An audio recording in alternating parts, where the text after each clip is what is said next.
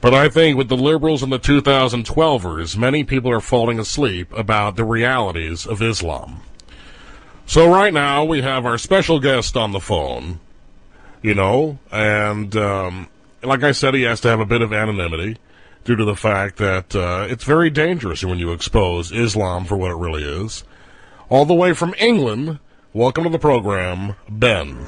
Hi. Hey, Ben. Your main domain, in the name of Allah.org, you run that, as well as your YouTube site. As I said earlier to the folks, you don't like to be called an expert.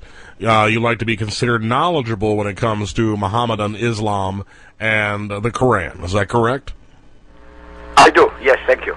So, Ben, if you don't mind, would you tell my listeners a little bit about yourself? Well, I grew up in the Middle East, so my background is Arabic. I speak the language, that's my mother tongue. I have researched the subject of the Quran and Hadith, as well as the New Testament and the Hebrew Bible for the last 23 years. And I've done it on my own. I have no support from anybody. I don't belong to any political or religious institutions. And I have done my best to learn and research and compile all the information and put it later on, because nobody wanted to publish anything I have done. So I put it on the internet, and then I've done it on YouTube. Yeah, and the YouTube site, folks, once again, is youtube.com/AhmadsQuran3. That's youtube.com/AhmadsQuran3. That's AHMADS for Ahmads, Quran, QURAN3. All one word. Like I said, the links are available on the site. And we need to get as many people subscribing to it as possible. You need to be watching these videos and look at the realities of Islam and posting them everywhere you can. Ben, I know you've had a lot of trouble with YouTube. Haven't they taken down your site a couple of times? I was deleted only once when I hit the 100 chapters, because the Muslims objected that I'm a racist, which of course I'm not. All I was doing is telling the facts. Now, how many videos do you have up now on the site? 139 at the moment. They will end up maybe 300 to 400 by the time I finish. And what are some of the topics you cover? I cover literally every single facet of Mohammedan Islam. Every single facet, every single sentence, chapter, expression, mantra, you name it, it's there. And it is referenced. Every single chapter is referenced, I can tell you, and it states which book, which chapter, which page, and so on and so forth. So nothing I have done is of my own invention. Everything is based on facts. So using those facts provided by Islam itself, can you tell my listeners what's the main objective Islam is trying to achieve? Yeah. World dominance. World dominance, subjugating every human being on the planet to the will of one rule, which is Sharia law, which is the most destructive, the most obscene type of law the world has ever known. And how is Islam attaining this objective? Well, they're doing it. They're succeeding. They're succeeding demographically. They have the men are allowed to marry more than one woman, especially 4 or more. They can have concubines as many as they want, each one producing 5 to 10 children. They also are allowed in the West, in the democracies, to proselytize, which we, other peoples, are not allowed to proselytize in their country. So they use our freedoms, our democracies, and our laws to destroy us with them. So that's how they're going to succeed, if we allow them. Now, we see it in the West, and obviously you're seeing it in Europe, how a lot of the Islamic communities are embedding itself and even adopting a lot of the culture to try to attain its objective. They are. You see, in Muhammadan Islam, there is a rule called the taqiyya, which is on one of my chapters, I think chapter 31, if I remember correctly. And it is dissimulation. That means you act as like a spy. You are a sleeper. You can behave exactly like a Western person. You can even drink wine. You can even eat pork. Yeah. For as long as the purpose of what your purpose is to undermine the state you are in. Take for an example, the 9/11 guys, the 19 of them, they were celebrating in casinos. They went to casinos. They went to drink. But nonetheless, They used that as a cover to destroy the Twin Towers. Are you with me?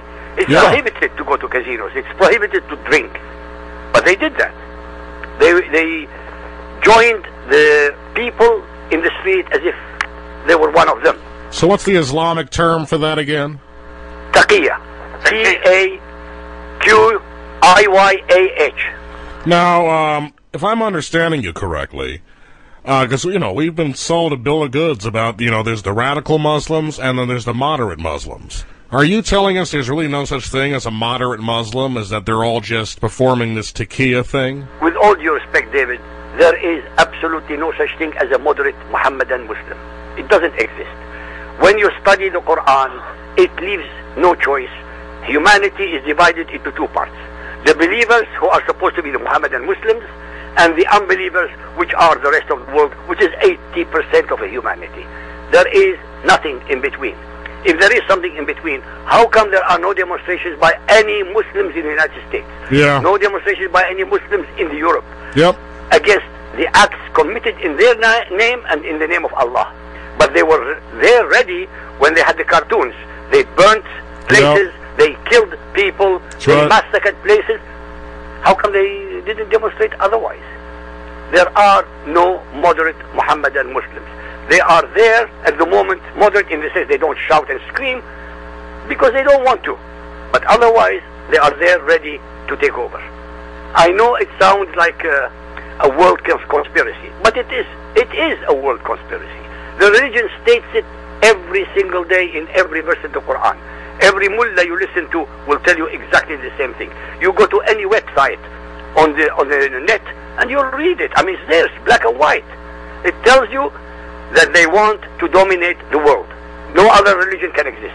That's simple. Finished. I agree. It's out there for everyone to see, but for some reason, it's something that the masses just don't want to believe. People tend to ignore these things. The tragedy with humanity is that we have the greatest teacher in the world, history. Yeah. And those who do not learn from history are doomed to repeat it. And we're repeating it. I agree. It's sad to say.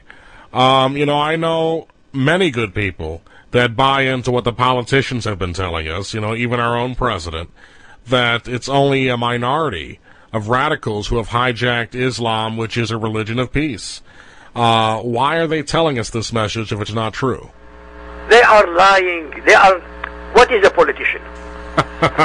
Between you and I, the worst type of human being is a politician, because he has to lie to be in his power. Yeah. Unfortunately, 99% of them are like that.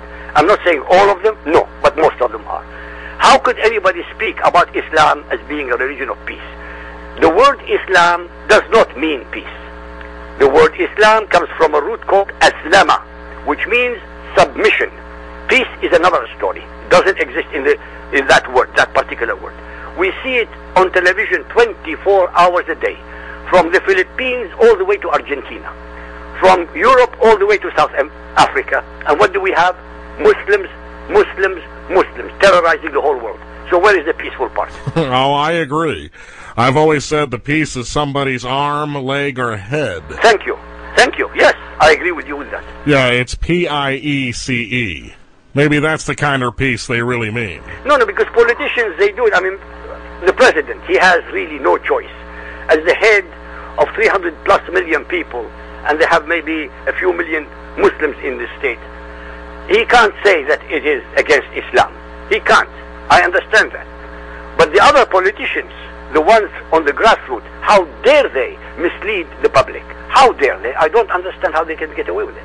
Because of, the liberals in America, like Michael Moore, are pretty much sympathetic to Islam, and they even try to convince the people here that there's no such thing as a terrorist threat. Michael Moore is, I don't want to use very bad language on the telephone, but really I have no respect for a creature like that.